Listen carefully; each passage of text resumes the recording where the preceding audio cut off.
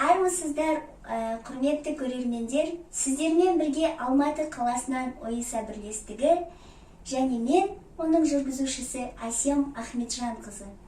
Бүгінгі біздің қонағымыз Ибрашев Мансурбек мырза. Саламатсыз ба, Мансур? Саламатсыз ба. Біздің оңтүстік қалаға қош келдіңіз. Қош көрдік. Мансур, өзіңізді қысқа да нұсқа біздің көрермендерге таныстыра кетсеңіз. Мен Ибрашев Мансурбек Жұмабайұлы, Өзбекстан Республикасы Хорезм облысында дүниеге келгенмін 1982 жыл. Мен Қазақстанға 2003 жылы жер аударып келдім осы жаққа. Қазір Шымкент облысы Сайрам ауданы Шіркін деген ауылда тұрып жатырмын. Бәрекелді, Мансур, сіз спорт саласында жүргеніңізді, яғни нақтылап айтатын болсақ, жүзу саласында жүргеніңізді білеміз. Осы спорт саласына сіз неше жасыңызда келдіңіз? Мен спортқа 2011 жылы 29 жасымда айналыса бастадым. Биыл Алла қаласа 10 жыл болады. Бәрекелді. Және осы салада сіз бірнеше жетістіктерге жетіп жатқаныңызды, бірнеше жүлдегер болып жатқаныңызды біз естіп жатырмыз. Сол жайында толықтап айта кетсеңіз. Мен 2011 жылдан бастап Қазақстан чемпионаты, Қазақстан паралимпиадасына қатысып, жүлдегер атана бастадым. Одан кейін 2012 жылдан бастап уже шетелге шыға бастадым. Шетелде Англия, Германия, Италия, Белоруссия және көптеген елдердің чемпионаттарына қатысып, жүлделі орындардан көріне бастадым. Одан кейін Азияда ойындары болды 2014 жылы. Сол жылы Азияда Корея Республикасы Инчхон қаласында болды 2014 жыл. Сол жылы күміс жүлдегер атандым. Одан кейін 2018 жылы Индонезияда Джакарта қаласында Азияда ойындары болды. Сол ойында мен күміс және қола жүлдегер иесі болдым. Одан кейін айтарым, Қазақстан чемпионаты паралимпиада ойындарының абсолюттік чемпионы. Тамаша, Мансур. Енді сіз бірнеше республикаларға барып, біздің көк байрағымызды желбіретіп, сондай жетістіктермен отанымызға оралып жатқан кезде біздің мемлекет сізді қалай қарсы алды? Сұрайын дегенім, сізге сол жетістіктеріңіз үшін сыйақы тағайындалды ма?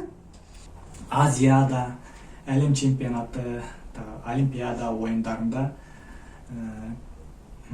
алған орнына байланысты сыйақы дейді ғой, сыйақы тағайындалған.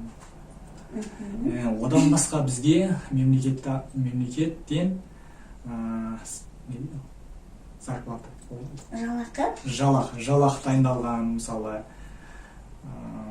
МПК, өзіміздің облыстан бізге солай жалақы тағайындалған. Мемлекет бізге жақсы көңіл бөле бастады. Бәрекелді, одан да жақсы көңіл бөле берсін деп тілеймін. Және әр спортшының өзінің бапкері болады. Спортшының жетістігі бапкерге байланысты, иә? Сіздің бапкеріңізбен қарым-қатынасыңыз қандай? Ол кісі сізге қаншалықты көмектесіп жатыр? Аллаға шүкір, бапкерімізбен арамыз өте жақсы, өте тамаша.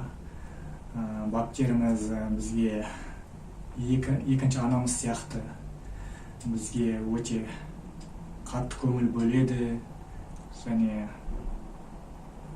бізді әрқашан алдыға сүйреп, бізге мотивация береді. Тамаша. Болашаққа деген жоспар қандай? Яғни сұрайын дегенім, қандай жарыстарға қатысайын деп жатырсыздар?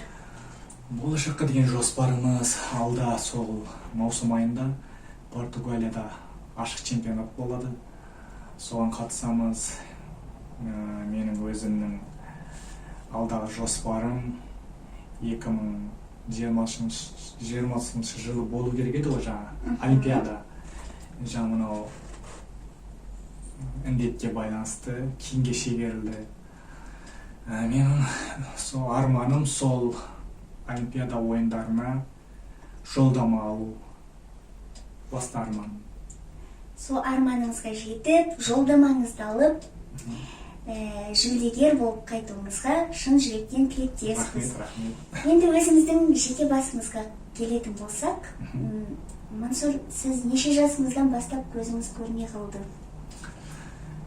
Мен 2001 жыл, мен 19 жасымнан бастап көзім көрмей қалды. Сіз қазіргі таңда отбасын құрғансыз ба? Айта кетіңізші, біздің қыздардың көкейінде осы сұрақ туындаған болар. Иә. 2017 жылы желтоқсан айында отбасын құрдым. Жарыңыздың көзі көре ма, жоқ әлде өзіңізде зағип жан ба? Жоқ, жұбайым өзім сияқты тағдырлас, зағип жан. Айтыңызшы, сіз жер үйде тұрасыздар ма, жоқ пәтер ма? Иә, жер үйде тұрамыз. Бәріміз де білеміз, жер үйдің енді шаруашылығы өте көп болады, иә? Қаншалықты сіздерге қиын болып жатыр?